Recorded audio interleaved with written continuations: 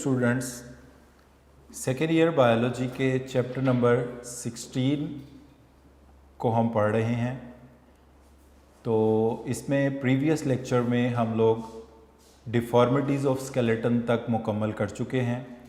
Next topic जो हम इस चैप्टर का डिस्कस करने जा रहे हैं वो है repair of broken bones. Repair of broken bones के हड्डी टूट जाए तो वो किस तरह से रिपेयर होती है। तो डियर स्टूडेंट, वैसे तो बोन्स बहुत मजबूत होती हैं, बहुत टफ़ होती हैं, हार्ड होती हैं, रिजिड होती हैं, इनमें बहुत ज़्यादा स्ट्रेंथ होती है। इसके बावजूद कोई एक्सीडेंट, कोई इंजरी, कोई ट्रॉमा बोन्स को ब्रेक कर सकता है। अगर हम इसको इस तरह से देखें, फॉर एग्ज़ाम्पल ये हम कोई एक लॉन्ग बोन बना लेते हैं जो कि लिम्स की बोन है होगी ऑब्वियसली।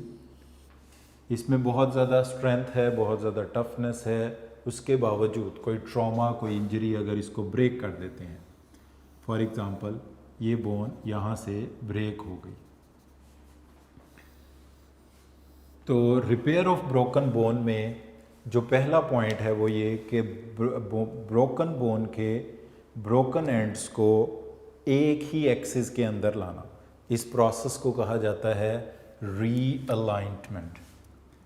पहला जो इसका है वो है क्या है, रीअलाइनमेंट।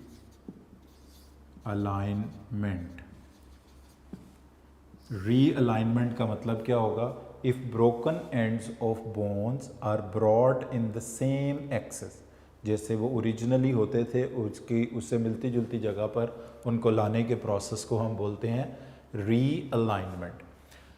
और फिर इसको फिक्स कर दिया जाएगा ताकि वो बोन वहाँ पर ठीक हो जाए, इसको कहा जाएगा रिडक्शन।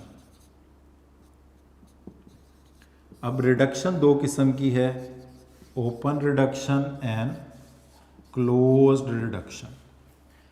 तो डियर स्टूडेंट, पहला काम ये है कि हड्डियाँ जो टूट, अगर फॉर एग्ज़ाम्पल जिस तरह ये तस्वीर में आपके सामने बनाया है कि ये एक लॉन्ग बोन है और ये एक जगह से टूटी है, इस तरह के फ्रैक्चर को कहा जाता है सिंपल फ्रैक्चर। सम टाइम क्या होता है कि एक बोन दो पीसेस की बजाय 5, 6, 7, 8, 10 पीसेस में डिवाइड हो जाती है, यानी बहुत छोटे छोटे उसके पीसेस बन जाते हैं। तो ऐसे केस में हम अपने हाथ से महसूस करके उसको broken ends of the bone को सेम एक्सिस में नहीं ला पाते, उनके रिडक्शन नहीं कर पाते। ऐसे केस में क्या करते हैं, हम उसमें सर्जरी परफॉर्म करते हैं, हड्डियों के टुकड़ों को आपस में जोड़ते हैं, पिन्स की मदद से, वायर्स की मदद से उनको स्क्रू कर देते हैं। इस तरह की रिडक्शन को कहा जाता है ओपन रिडक्शन, जिसमें सर्जरी परफॉर्म की जाए, जिसमें broken ends of the bones को अपनी जगह पर इमोबिलाइज या फिक्स किया जाए with the help of some wires, with the help of some screw. तो इसको नाम दिया जाता है ओपन रिडक्शन का। और अगर सिंपल फ्रैक्चर है, बोन कोई दो पीसीस के अंदर ही टूटी है, तो हम हाथ से पेल्पेट करके फील कर लेते हैं कि कहाँ पर फ्रैक्चर है, या एक्सरे वगैरह की मदद ले लेते हैं और उसको physically without performing any surgery broken ends of the bone को सेम एक्सिस पे ले आते हैं और उसको कास्ट करके, मोबिलाइज करके वो बोन जो है वो रिपेयर हो सकती है। तो यहाँ पर ये शॉर्ट क्वेश्चन एक पहला बनता है कि ओपन और क्लोज रिडक्शन में क्या फ़र्क है। तो if broken ends of the bones are brought in the same axis without performing any surgery just by hand of physician, तो इसको कहा जाएगा close reduction.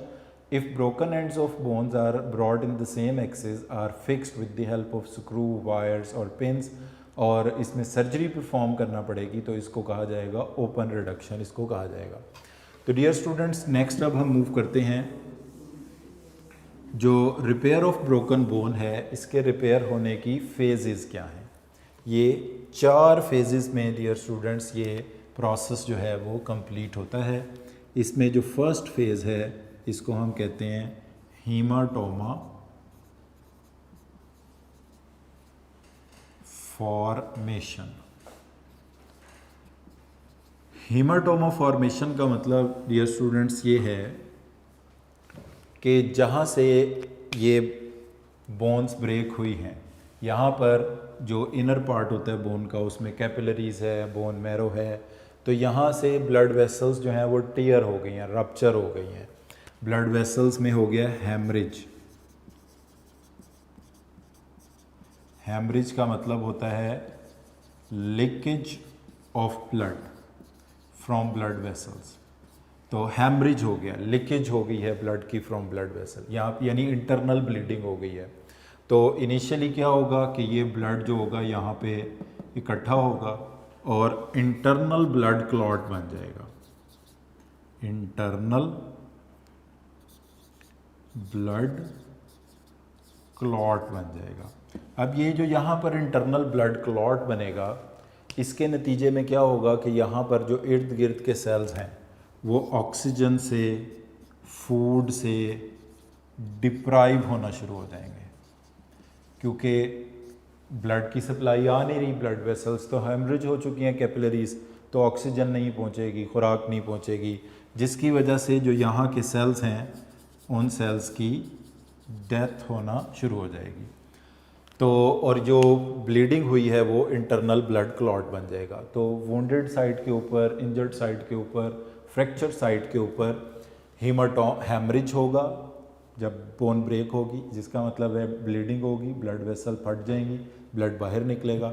Bye the time वो ब्लड क्लॉट हो जाएगा, क्योंकि हैमरेज हो चुका है, कुछ वक्त के लिए इर्द गिर्द के बोन्स के सेल ऑक्सीजन, फूड, न्यूट्रिएंट से डिप्राइव हो जाएंगे और वो मरना शुरू हो जाएंगे। तो सबसे पहला काम ये होगा कि जो broken ends of the bones हैं उनके इर्द गिर्द ब्लड वेसल्स रप्चर होने से जो ब्लड इकट्ठा हुआ है वो क्लॉट होगा, स्वेलिंग होगी और शुरू के वक्त में बहुत ज़्यादा इसमें पेन भी रहेगी।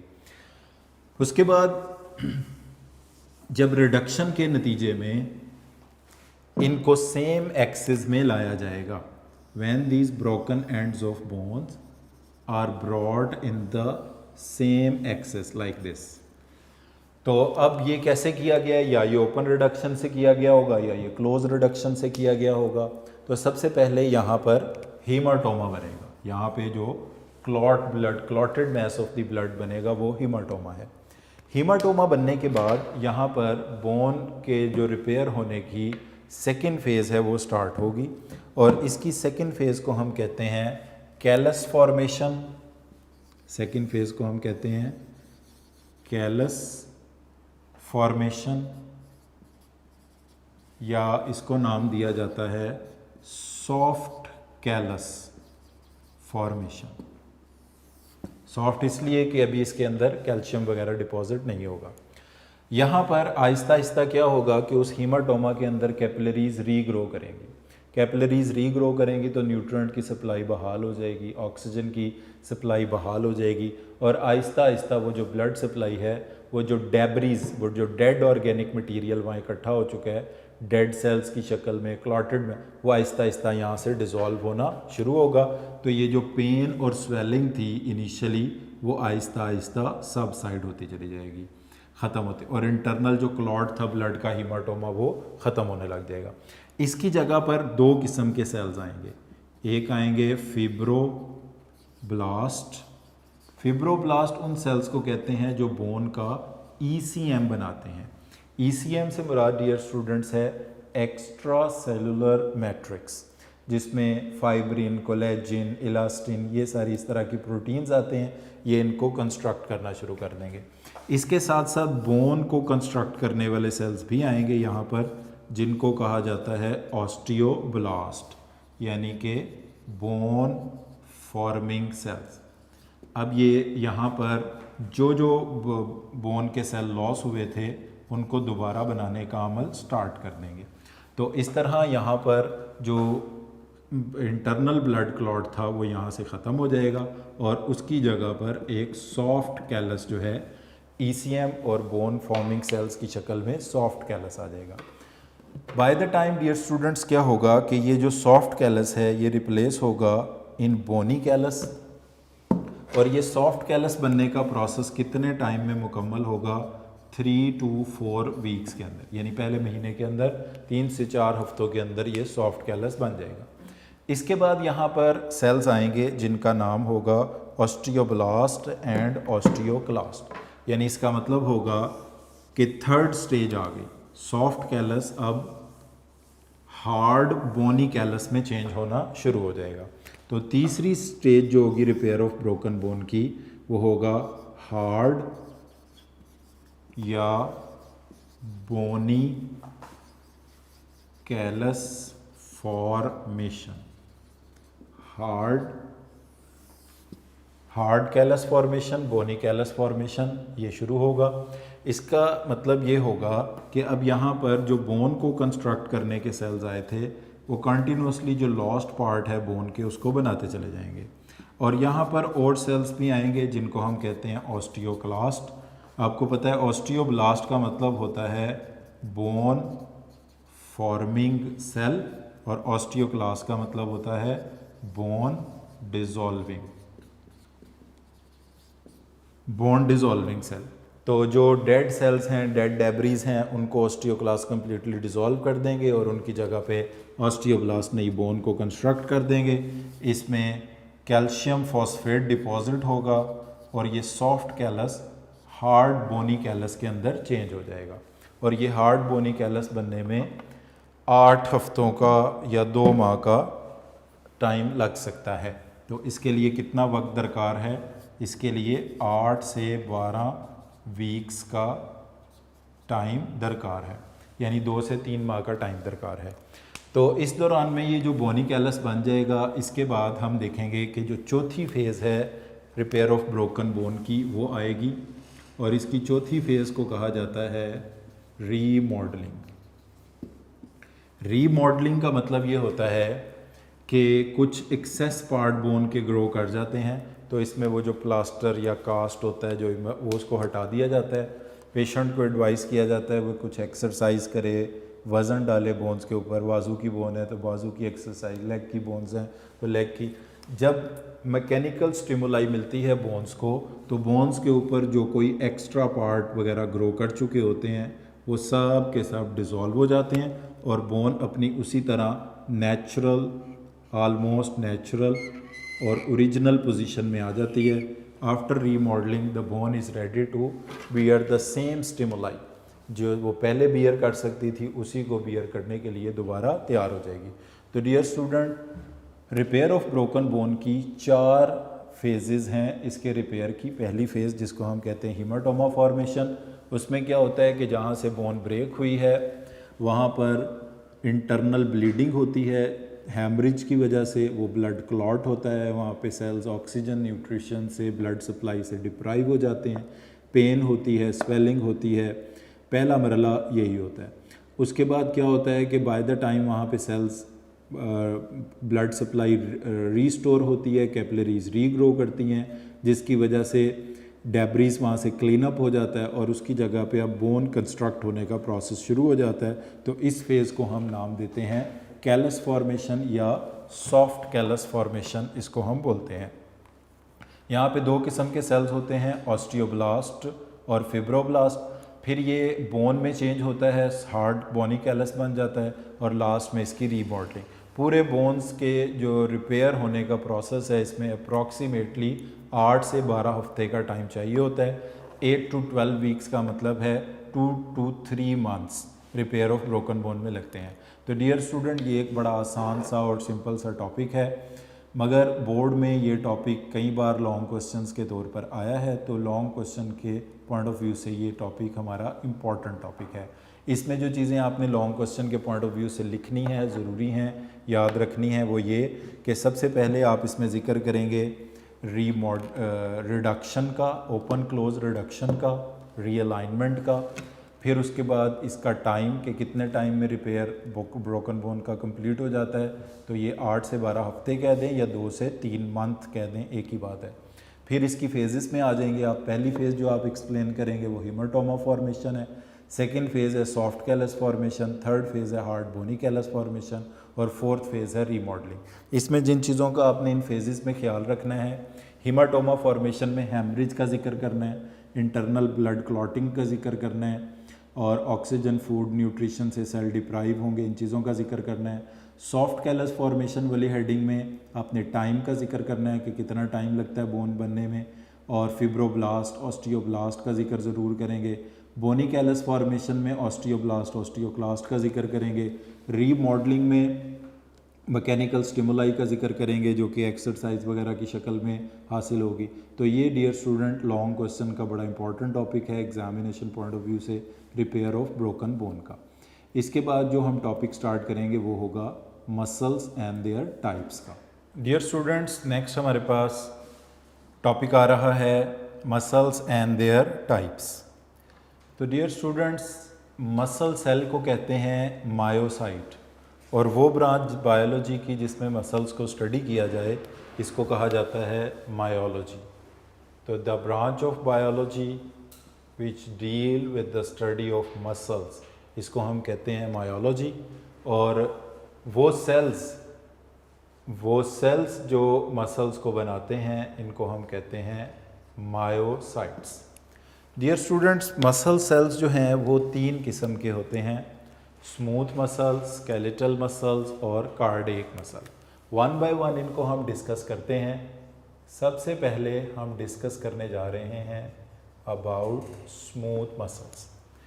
तो डियर स्टूडेंट्स, जो स्मूथ मसल्स हैं इनके जो पैरामीटर्स हम डिस्कस करने जा रहे हैं उसमें पहला, अगर हम इनके एक सेल को ड्रॉ कर लें तो स्मूथ मसल्स के सेल्स इस तरह की शेप के होते हैं जो कि किनारों से पतले होते हैं।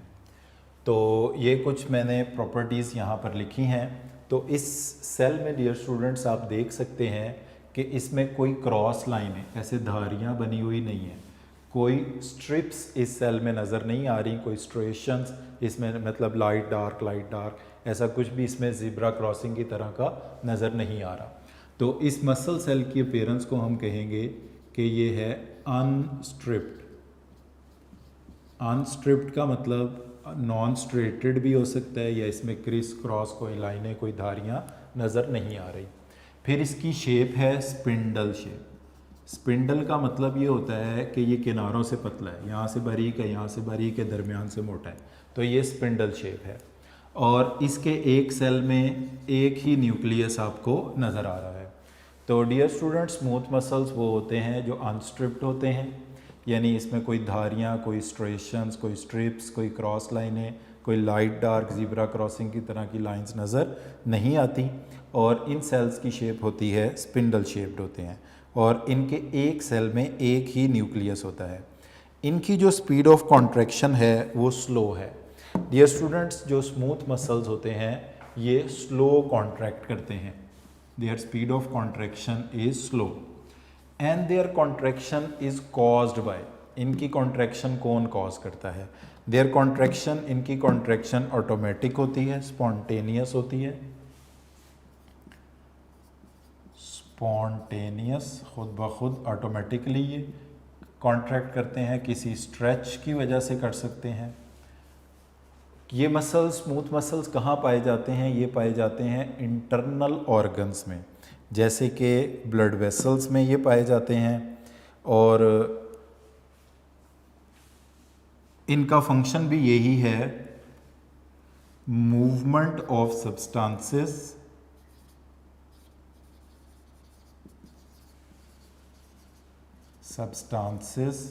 Through hollow organs. तो डियर स्टूडेंट, इनकी कॉन्ट्रैक्शन स्पॉन्टेनियस, ऑटोमेटिक, खुद ब खुद हो सकती है, किसी स्ट्रेच की वजह से हो सकती है, नर्वस सिस्टम के कंट्रोल की वजह से हो सकती है, हार्मोन्स भी इसको कंट्रोल करते हैं। ये आपको बता दें कि ये स्मूथ मसल्स कहाँ पाए जाते हैं। इनकी एग्जांपल्स में अगर हम लें तो ये पाए जाते हैं ब्लड वेसल्स में, ब्लड वेसल्स,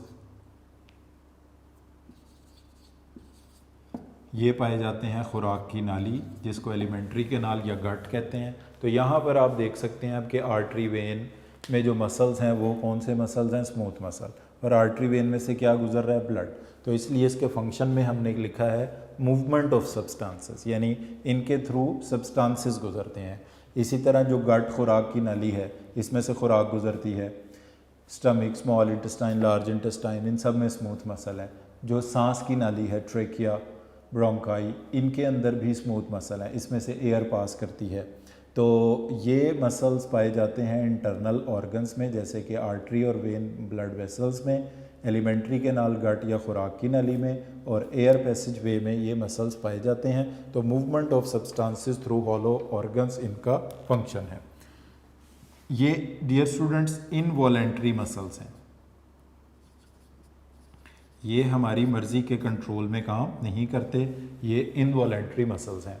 तो स्मूथ मसल्स के फीचर्स अगर आप एक बार देखें दोबारा से, पहली प्रॉपर्टी है कि मसल्स अपीयर कैसे होते हैं। मसल्स अनस्ट्रिप्ड अपीयर होते हैं, नॉन स्ट्रेटेड है।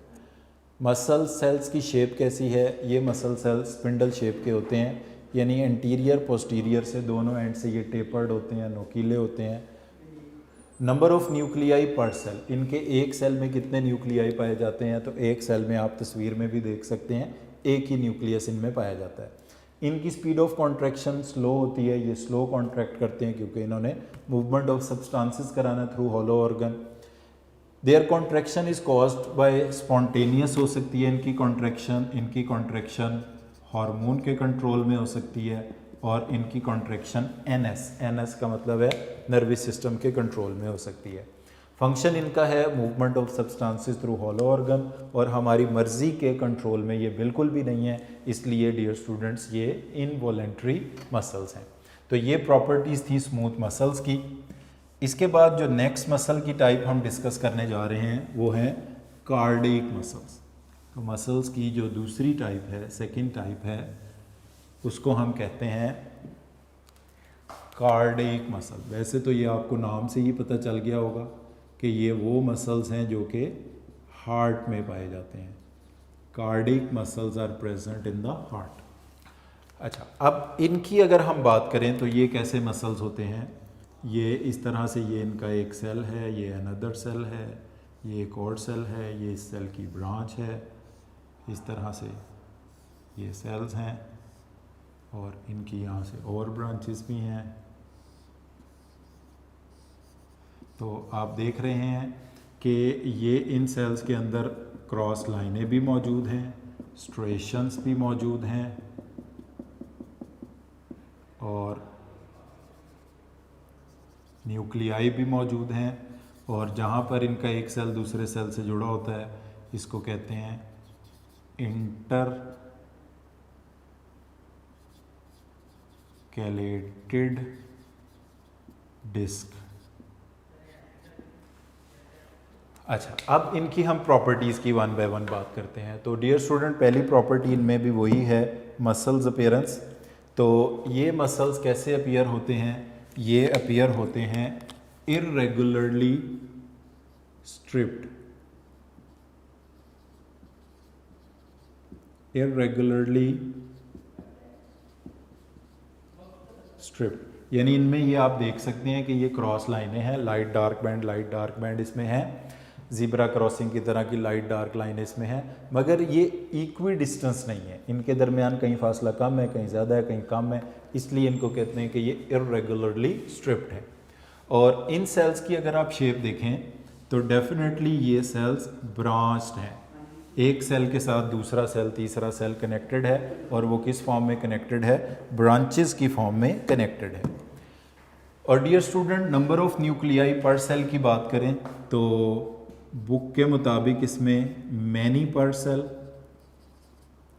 बट यहाँ पर आपको एक बात बता दें कि जो ह्यूमन बीइंग के कार्डिक मसल्स हैं उनमें एक सेल में एक न्यूक्लियस ही होता है। अगर आप बुक में बनी हुई इसकी तस्वीर भी देखें, जो कार्डिक मसल्स बने हुए हैं ह्यूमन बीइंग के, उनमें एक सेल में एक ही न्यूक्लियस को दिखाया गया है। जैसे अगर हम यहाँ पर इसको मार्क करें, ये एक सेल है, ये इसकी इंटरकैलेटेड डिस्क, ये भी इंटरकैलेटेड, और इसके दरमियान एक ही न्यूक्लियस है। तो वो मैं आपको फ़र्क बता देता हूँ। देखें, कुछ स्पीशीज़ में क्या होता है कि ये इंटरकैलेटेड डिस्क डिसअपीयर हो जाती हैं। अगर ये डिसअपीयर हो जाएं तो ये मल्टी न्यूक्लिएटेड नज़र आते हैं, मगर अगर ये इंटरकैलेटेड डिस्क इंटैक्ट हो तो एक सेल में एक ही न्यूक्लियस होता है। तो ह्यूमन बीइंग वाले जो हैं उनमें एक सेल में एक ही न्यूक्लियस होता है। और नीचे जो अगर आप बुक में अपनी देखेंगे, जो टेबल बना हुआ है, टेबल के नीचे टेक्स्ट लिखा हुआ है, उसमें वाज़े तौर पे लिखा हुआ है कि ह्यूमन बीइंग का जो होगा फॉर ह्यूमन वन न्यूक्लियस पर सेल। तो ह्यूमन बीइंग के कार्डिक मसल्स में एक न्यूक्लियस पर सेल है, जनरली कुछ में ज़्यादा हो सकते हैं, और फिर मैं बता दूं कि ज़्यादा वाले वो कौन से होंगे जिनकी इस तरह से ये इंटरकैलेटेड डिस्क डिज़ोल्व हो जाए। अब ये एक सेल्स आपस में जुड़ गए तो न्यूक्लियस भी ज़्यादा हो गए। इसके बाद आते हैं नेक्स्ट तीसरी प्रॉपर्टी पे, स्पीड ऑफ कॉन्ट्रैक्शन। तो डियर स्टूडेंट, इनकी स्पीड ऑफ कॉन्ट्रैक्शन बहुत ज़्यादा फास्ट भी नहीं है, बहुत स्लो भी नहीं है। इनकी स्पीड ऑफ कॉन्ट्रैक्शन है इंटरमीडिएट, यानी ये उतने स्लो कॉन्ट्रैक्ट नहीं करते जितना स्मूथ मसल है, उतनी फास्ट भी नहीं करते जितना का स्केलेटल मसल है, इन बिटवीन है। और इनकी कॉन्ट्रैक्शन कि ये मसल कैसे कॉन्ट्रैक्ट होंगे, इनकी कॉन्ट्रैक्शन स्पॉन्टेनियस है, यानी कि ऑटोमेटिक है, और ये एक नर्वस सिस्टम की ब्रांच है जो ऑटोमेटिक चीज़ों को कंट्रोल करती है। इसको हम कहते हैं ANS। ANS का फुल नेम है ऑटोनॉमिक नर्वस सिस्टम, और इनका फंक्शन है पंपिंग ऑफ ब्लड। ये करते हैं पंपिंग ऑफ ब्लड, ब्लड को पंप करने का रोल प्ले करते हैं। वॉलेंट्री कंट्रोल की बात करें तो डेफिनेटली ये इनवॉलेंट्री मसल्स हैं, यानी हमारी मर्ज़ी के कंट्रोल से काम नहीं करते। तो अगर कार्डिक मसल्स की प्रॉपर्टीज़ को एक नज़र देखा जाए तो मसल्स की अपीयरेंस है इर्रेगुलरली स्ट्रिप्ड, यानी स्ट्रिप्ड हैं, बट इनमें जो स्ट्रिप्स होंगी उनके दरमियान डिस्टेंस कम ज़्यादा होगा, इर्रेगुलरली स्ट्रिप्ड है। सेल की शेप में ये ब्रांच्ड मसल्स हैं। नंबर ऑफ न्यूक्लियाई पर सेल में जिन स्पीशीज़ में, जैसे फ्रॉग वगैरह में, अगर तो इंटरकैलेटेड डिस्क डिज़ोल्व हो गई हैं, डिसअपीयर हो गई हैं, तो फिर तो मैनी न्यूक्लियाई पर सेल है। But in case of human, क्योंकि इंटरकैलेटेड डिस्क प्रेजेंट होती हैं, और ये इंटरकैलेटेड डिस्क होती क्या है, जहाँ पर एक कार्डिक सेल दूसरे कार्डिक सेल के साथ जुड़ा होता है वहाँ पर इंटरकैलेटेड डिस्क प्रेजेंट होती है। और इंटरकैलेटेड डिस्क जिनमें प्रोमिनेंट और मौजूद होंगी उनमें 1 न्यूक्लियस पर सेल ही होगा, लाइक ह्यूमन बीइंग में। स्पीड ऑफ कॉन्ट्रैक्शन इनकी इंटरमीडिएट है, कॉन्ट्रैक्शन इनकी स्पॉन्टेनियस, और नर्वस सिस्टम की एक ब्रांच है जिसको कहते हैं ANS, ऑटोनॉमिक नर्वस सिस्टम, उनके कंट्रोल में है। फंक्शन इनका है पंपिंग ऑफ ब्लड, ये ब्लड को पंप कराते हैं, और ये हमारी मर्ज़ी के कंट्रोल में नहीं है, तो इसलिए ये इनवॉलेंट्री मसल्स हैं। तो डियर स्टूडेंट, तीसरी मसल्स की जो टाइप है इसको हम कहते हैं स्केलेटल मसल्स। जो सबसे ज़्यादा तादाद में बॉडी में मसल्स पाए जाते हैं वो स्केलेटल मसल्स ही हैं। तो मसल्स की तीसरी टाइप का नाम है स्केलेटल मसल्स। स्केलेटल मसल्स की भी अगर हम तस्वीर बनाएं तो अगर इस तरह की इनकी तस्वीर है तो ये सिलेंड्रिकल शेप वाले हैं, और स्ट्रेशंस क्रॉस वॉल्स इसमें हैं। मैनी न्यूक्लियाइस ए हार्ट सेल के अंदर नज़र आ रहे हैं, और सम टाइम ये इस तरह के स्पिंडल शेप्ड भी हैं, मगर न्यूक्लियाई इनमें हमेशा एक से ज़्यादा हैं, और स्ट्रेशंस क्रॉस लाइनें इनमें मौजूद हैं। तो इनकी पहली प्रॉपर्टी मसल्स की अपीयरेंस कैसी होती है, तो इनको हम कहेंगे दे आर रेगुलरली स्ट्रिप्ड। ये स्ट्रिप्ड मसल्स हैं, स्ट्रेटेड मसल्स हैं, और इनकी जो स्ट्रेशंस हैं वो इक्वी डिस्टेंस हैं, उनके दरमियान बराबर फासला है, ये रेगुलरली स्ट्रिप्ड हैं। इनके सेल की शेप की बात करें तो इनमें कुछ सेल जो किनारों से पतले हैं, स्पिंडल शेप भी हैं, और सिलेंड्रिकल शेप के भी ये सेल्स हैं। नंबर ऑफ न्यूक्लियाई इनमें मैनी हैं, यानी कि ये हमेशा मल्टी न्यूक्लिएटेड हैं, they are always multi nucleated. Speed of contraction की इनकी अगर हम बात करें तो इनकी speed of contraction rapid to slow दोनों तरह हो सकती है। ये ज़रूरत के मुताबिक स्लो भी कॉन्ट्रैक्ट होते हैं और तेज़ी से भी कॉन्ट्रैक्ट कर सकते हैं। Their contraction is always in the control of nervous system. इनकी कॉन्ट्रैक्शन हमेशा नर्वस सिस्टम के कंट्रोल में है, और नर्वस सिस्टम की जो डिवीजन इनको कंट्रोल करती है उसको कहते हैं somatic nervous system. Autonomic heart के लिए, जो इनवॉलेंट्री चीज़ों के लिए, ये सोमैटिक वॉलेंट्री चीज़ों के लिए। इनका फंक्शन है movement of skeleton, movement of skeleton, हड्डियों की मूवमेंट जो है इनका फंक्शन है, और ये वाहिद मसल हैं जो हमारी मर्ज़ी के कंट्रोल में हैं, यानी कि वॉलेंट्री हैं। ये हमारी मर्ज़ी से कॉन्ट्रैक्ट रिलैक्स करते हैं। तो अगर एक दफ़ा फिर हम इनको ओवरव्यू करें स्केलेटल मसल्स की प्रॉपर्टीज़ को, तो स्केलेटल मसल्स अपीयर कैसे होते हैं, रेगुलरली स्ट्रिप्ड अपीयर होते हैं। इनकी सेल की शेप स्पिंडल शेप या सिलेंड्रिकल शेप के होते हैं। इनमें हमेशा मैनी न्यूक्लियाई पर सेल यानी they are always multi nucleated होते हैं ये। इनकी स्पीड ऑफ कॉन्ट्रैक्शन ज़रूरत के मुताबिक बॉडी की चेंज होती रहती है, स्लो भी, इंटरमीडिएट भी और रैपिड भी, ज़रूरत के मुताबिक। Their contraction is in the control of nervous system, और नर्वस सिस्टम की जिस डिवीजन के कंट्रोल में ये हमारे स्केलेटल मसल्स होते हैं, इसको हम कहते हैं सोमैटिक नर्वस सिस्टम। फंक्शन इनका स्केलेटन में की मूवमेंट कराना है, और ये वाहिद मसल्स हैं जो वॉलंटरी हैं। तो डियर स्टूडेंट, इनके हवाले से कुछ MCQ आते हैं। एक मैं आपको ऑप्शन के तौर पे बता देता हूँ। अगर यही 3 मसल्स, स्टेटमेंट होगी which of the following muscle causes movement of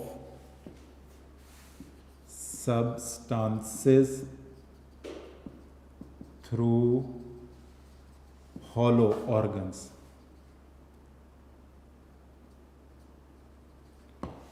कौन सी टाइप के मसल्स हैं जो हॉलो ऑर्गन से मूवमेंट ऑफ सब्सटेंसेस कराने का बाइस बनते हैं? Smooth muscle, cardiac muscle, skeletal muscle में से। तो ऑब्वियसली ये फंक्शन वाली प्रॉपर्टी है, movement of substances through hollow organ कराते हैं स्मूथ मसल। तो इस तरह का बाकी प्रॉपर्टीज़ को लेकर भी MCQ आपसे पूछे जा सकते हैं।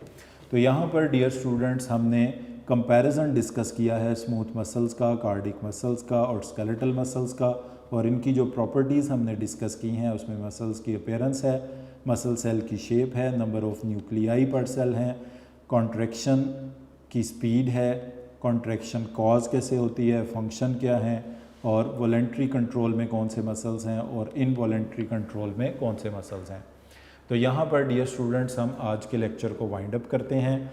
इस लेक्चर में जो चीज़ें हमने डिस्कस की हैं उसमें रिपेयर ऑफ ब्रोकन बोन का लॉन्ग क्वेश्चन का टॉपिक है, और ये जो कंपैरिजन है स्मूथ, स्केलेटल और कार्डिक मसल्स का, ये मोस्टली शॉर्ट क्वेश्चंस और MCQ के पॉइंट ऑफ व्यू से आपने इसको अच्छी तरह पढ़ लेना है और इसको देख लेना है। इसके बाद हम नेक्स्ट जो टॉपिक पढ़ेंगे वो बहुत इंपॉर्टेंट टॉपिक्स हैं स्केलेटल मसल्स के स्ट्रक्चर्स के हवाले से। तो आज के लेक्चर को हम यहीं पर इनके टेबल तक जो है इसको वाइंड अप कर रहे हैं। Thank you very much.